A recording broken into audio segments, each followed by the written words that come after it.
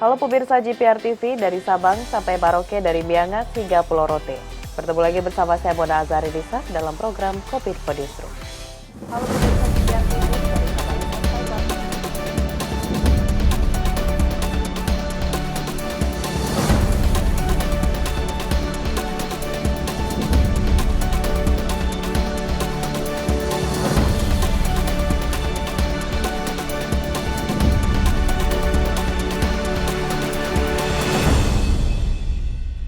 Pemirsa, inilah Kominfo Newsroom selengkapnya. Badan Nasional Penanggulangan Bencana mengingatkan potensi cuaca ekstrem di sejumlah provinsi menjelang Tahun Baru 2023.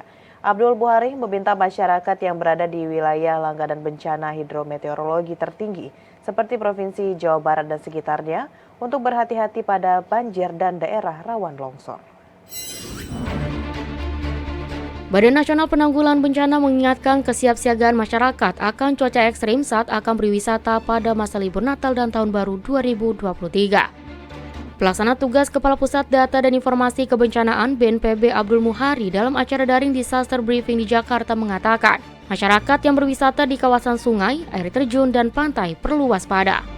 Untuk masyarakat yang berlibur di aliran sungai dan air terjun, terutama saat ini sedang tren berwisata glamping, jika terjadi hujan lebat lebih dari 2 jam harus bersiaga. Kemudian untuk masyarakat yang berwisata di pinggir pantai, masyarakat diingatkan agar selalu memastikan informasi cuaca ekstrim dari BMKG. Tentu saja seperti yang sudah biasa kita sampaikan dan kita ingatkan bagi masyarakat yang berada di daerah aliran sungai, di lereng tebing, kalau misalkan terjadi hujan lebih dari 2 jam, hujan lebat. Hujan lebat ini seperti apa? Kalau siang kita lihat keluar, kalau objek 200 atau 100 sampai 200 meter itu tidak terlihat jelas karena saking rapatnya hujan, itu adalah hujan intensitas tinggi. Kalau sudah berjalan menerus selama 2 jam, itu tandanya debitnya di hulu itu sudah cukup besar, berpotensi banjir, banjir bandang atau tanah longsor. Ini masyarakat di sekitar daerah aliran sungai, daerah lereng tebing yang tidak ada vegetasi ataupun ada vegetasi, sebaiknya menyingkir dulu ke tempat yang aman. Setelah hujan reda, jangan langsung kembali ke rumah, tunggu dulu 1-2 jam karena biasanya debit di hulu itu butuh waktu untuk sampai ke hilir. Cuaca ekstrim yang berpotensi sejak 26 Desember 2022 hingga 1 Januari 2023 tersebut berdasarkan hasil pemantauan BMKG. Ditemukan beberapa pemicu yang memperkuat cuaca ekstrim dapat terjadi. Di antaranya aktivitas angin monsun Asia, yaitu fenomena yang menyebabkan meningkatnya penambahan massa udara basah yang menyebabkan potensi gelombang tinggi, banjir, hingga tanah longsor. Pembentukan pusat tekanan rendah di selatan Indonesia hingga aktivitas gelombang atmosfer seperti Madden-Julian Oscillation, gelombang Kelvin, dan Rossby ekuatorial. Untuk itu, masyarakat dan pihak-pihak terkait diimbau menata lingkungan dengan tidak membuang sampah sembarangan, membersihkan saluran air atau sungai, dan jauhi tanah yang labil atau mudah longsor. Informasi selanjutnya pemirsa, Badan Nasional Penanggulangan Bencana bersama TNI Angkatan Udara dan Badan Riset dan Inovasi Nasional akan melakukan teknologi modifikasi cuaca untuk mengantisipasi cuaca ekstrim di akhir dan awal tahun 2023. Kepala BNPB Suharyanto mengatakan pihaknya juga bekerja sama dengan Pemprov DKI Jakarta dan pemerintah Provinsi Jawa Barat guna mengatasi potensi cuaca ekstrem terjadi di wilayah Jabodetabek.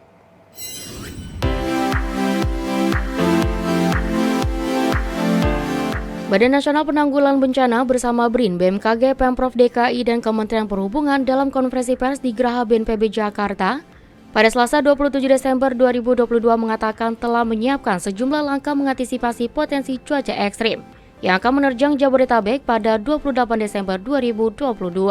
Salah satu langkah antisipasi yang dilakukan BNPB yaitu menerapkan teknologi modifikasi cuaca secara terus-menerus sampai awal tahun hingga pemantauan bangunan. Selain modifikasi, pejabat Gubernur DKI Jakarta Heru Budi Hartono mengatakan akan melakukan pengurukan kali dan sungai di Jakarta untuk meminimalisir potensi terjadinya banjir. Nanti kami akan bersama Kepala BNPB, mungkin ada 2-3 titik lokasi yang kami langsung tinjau di bulan Januari.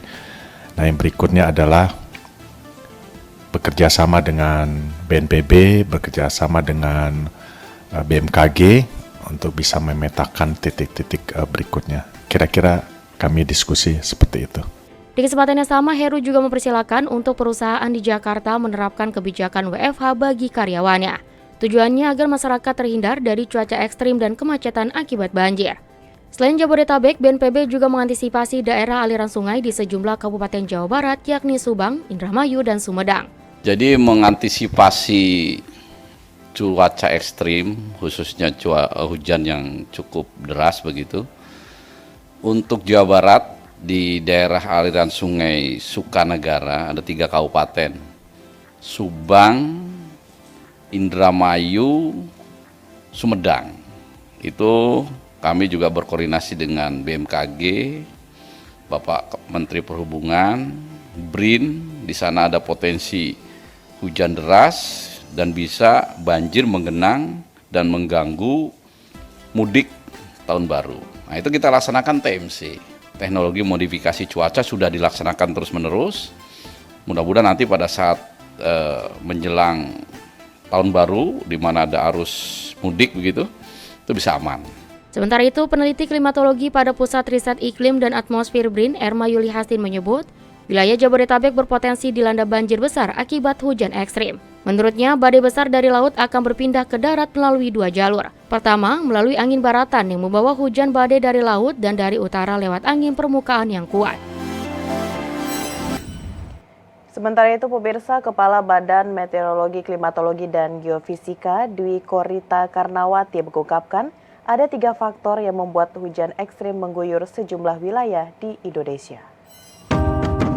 Badan Meteorologi, Klimatologi, dan Geofisika memperkirakan seluruh wilayah Indonesia berpotensi dilanda hujan lebat hingga sangat lebat selama periode Natal dan Tahun Baru 2023. Potensi hujan dengan intensitas signifikan selama periode 25 Desember hingga 1 Januari 2023 perlu diwaspadai di beberapa wilayah. Adapun wilayah yang terdampak hujan lebat hingga sangat lebat diantaranya Banten, Jawa Barat, Jawa Tengah, Yogyakarta, Jawa Timur, Bali, NTB, NTT, Sulawesi Selatan, Sulawesi Tenggara, dan Maluku. Sementara wilayah yang berpotensi mengalami hujan sedang hingga lebat terjadi pada daerah Aceh, Lampung, Sumatera Selatan, DKI Jakarta, Kalimantan Tengah, Kalimantan Selatan, Maluku Utara, Papua Barat, dan Papua. Kepala BMKG Dwi Korita Karnawati mengatakan peningkatan curah hujan selama periode Natal dan Tahun Baru 2023 diakibatkan sejumlah dinamika atmosfer. Pertama, adanya peningkatan aktivitas monsun Asia yang dapat meningkatkan pertumbuhan awan hujan secara signifikan di wilayah Indonesia bagian barat, tengah, dan selatan. Kedua, fenomena serukan aliran massa udara dingin yang berasal dari daratan Asia sekitar Tibet lewat Laut Cina Selatan hingga wilayah Indonesia bagian barat saat monsun Asia musim dingin. Ketiga, adalah fenomena aliran lintas ekuator yang dapat meningkatkan pertumbuhan awan hujan secara intensif. Dwi Korita juga menyampaikan bahwa perlunya koordinasi, sinergi, dan komunikasi seluruh pihak terkait, terutama pemerintah daerah untuk kesiapsiagaan antisipasi bencana hidrometeorologi dan harus memastikan kapasitas infrastruktur serta sistem tata kelola sumber daya air siap untuk mengantisipasi peningkatan curah hujan. Ada monsun Asia, seruak udara dingin, dan aliran lintas ekuator. Arus lintas ekuator itu dari monsun dan cold surge atau seruakan dingin itu dari daratan atau dataran tinggi di Asia masuk melalui Indonesia Barat, ya, masuk melalui Selat Malaka ini, lalu menyeberangi ekuator menjadi arus lintas ekuator. Nah, fenomena inilah yang menyebabkan warna hijau tua tadi yang mengindikasikan adanya hujan lebat hingga ekstrim. Mulai dari hari ini sampai diprediksi sampai awal Januari, bahkan sampai 6 Januari. Mulai melemah 6 Januari dan seterusnya mulai melemah.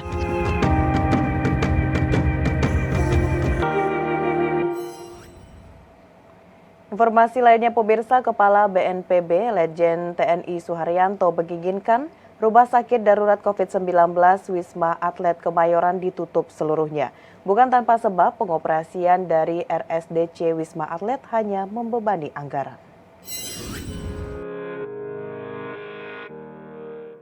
Badan Nasional Penanggulangan Bencana buka suara terkait wacana penghentian operasional Rumah Sakit Darurat COVID-19 Wisma Atlet Kemayoran.